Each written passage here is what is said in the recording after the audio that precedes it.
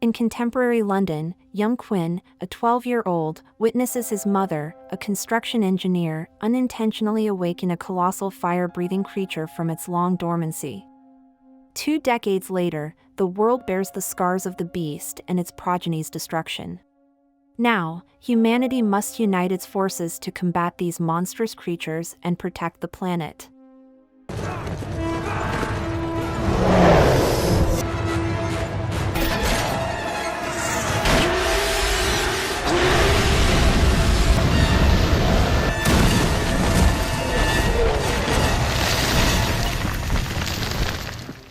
If you want to stay in the loop and receive more exciting videos, make sure to subscribe, click the notification bell, and don't forget to like the video.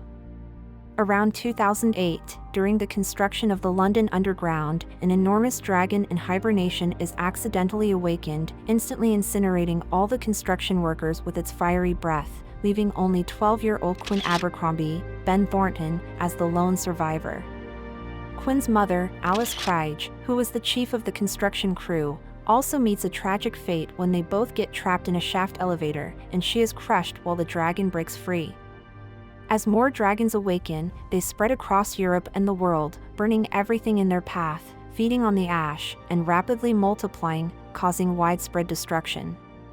The world's most powerful weapons are fuel against the relentless dragon onslaught, leading to even greater devastation. Fast forward to 2020, the adult Quinn, portrayed by Bale, leads a group of survivors who have sought refuge in a medieval stone castle located in Northumberland, which stands as a lone bastion of mankind, constantly fearful of dragon attacks from the skies. Their strategy is to outlast the dragons, waiting for them to enter hibernation once more, as they have done in the past. Unfortunately, the people in the colony are starting to suffer from starvation as they await their crops to ripen. Quinn faces the challenge of preventing colony members from prematurely harvesting crops that are not yet mature. In one instance, a small team sneaks out to harvest tomatoes, but this attracts the attention of an attacking dragon, resulting in injuries and significant damage to the crop. Quinn, along with his friend Creedy, rescue the survivors using armored vehicles equipped with firefighting water cannons and flame-proof suits. In the evenings, Creedy and Quinn lift the spirits of the colony's children by entertaining them with a play-acting performance of Star Wars. They also teach the children a prayer, urging them to remain vigilant of dragon threats and encouraging them to dig tunnels as a means of survival. One fateful day, a team of American dragon slayers arrives in an armored column, led by Denton Van Zan, Matthew McConaughey. The team brings formidable equipment, including a Chieftain tank and an Augusta A-109 helicopter piloted by Alex, Isabella Scorupco. Initially, Quinn refuses the American team's request to enter the castle grounds.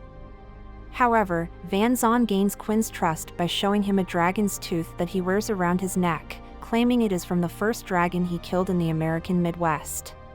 Van Zan reveals a method to attack dragons when they are most vulnerable. Dragons have excellent vision during both day and night, but their vision becomes impaired during a specific time known as the magic hour, causing their sight to be unfocused. Despite their initial mistrust, the two leaders recognize their need for each other and join forces to defeat the dragon responsible for the destruction of their crop. Van Zan's team utilizes an advanced triangulation system, employing small remote tracking devices that enable parachuting commandos to lure dragons into the range of Van Zan's formidable weapons. During the operation, 2 of the 3 skydivers tragically lose their lives to the dragon. Ultimately, Van Zan himself delivers the killing blow to the dragon when Quinn, riding on horseback, skillfully lures it within range of a large harpoon cannon. That night, the castle inhabitants, having never witnessed a dragon being slain, celebrate their hard-won victory. However, their joy is short-lived as Van Zan, grieving the loss of 3 of his team members, sternly rebukes their behavior. Subsequently, Van Zan and Alex reveal to Quinn that all the dragons encountered by their unit have been female. According to their theory, dragons follow a fish-like reproductive pattern, with females laying eggs worldwide and a single male fertilizing them. They speculate that there may be only one male among the entire dragon population worldwide. The next morning, Van Zan implores members of the colony to join him in hunting down the male dragon in London. Reluctant, the residents hesitate, prompting Van Zan to declare that he will choose volunteers. Quinn objects, leading to a heated confrontation between the two leaders, during which Van Zan gains the upper hand. Despite the clash, Van Zan decides to proceed with the mission. As Van Zan and his unit advance towards London, they encounter a roadblock on the desolate highway. Van Zan sends Alex to scout for an alternative route.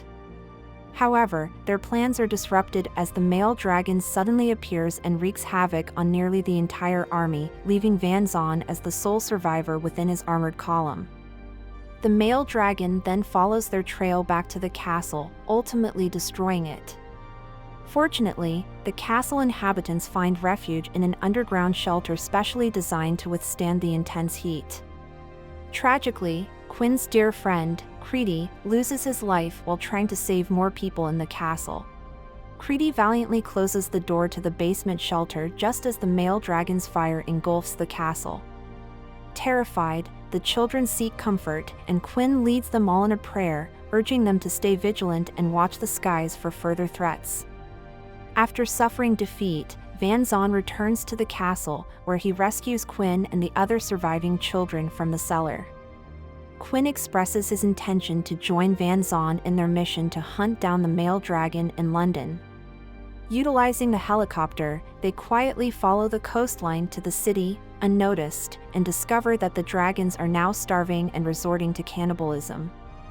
Denton devises a plan involving a crossbow armed with an explosive charge, meant to be fired into the dragon's mouth during the brief moment it inhales, drawing air to produce fire. Van Zan will serve as the bait, perched atop a tall smokestack. However, Van Zan's first shot with the crossbow misses the dragon's mouth. Undeterred, he fearlessly leaps from his position, attacking the dragon, but he is swallowed midair in the process. Quinn and Alex successfully lure the dragon to street level. Although the dragon chases after them, it happens to be during magic hour, when the dragon's vision is impaired. After retrieving the dropped crossbow bolts, Quinn manages to fire one into the dragon's mouth, causing it to explode and killing the formidable creature. Approximately 3 months after the male dragon's demise, Quinn and Alex are seen erecting a radio tower and receive a transmission from another group of survivors in France. The dragons have been dying off rapidly.